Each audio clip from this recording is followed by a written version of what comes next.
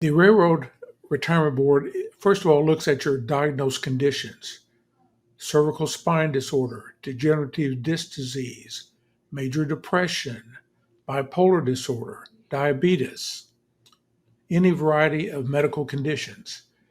If that medical condition is severe and affects your ability to perform your daily activities or functions, the Railroad Retirement Board is looking for medical evidence showing that the symptoms that you report are supported by your medical records.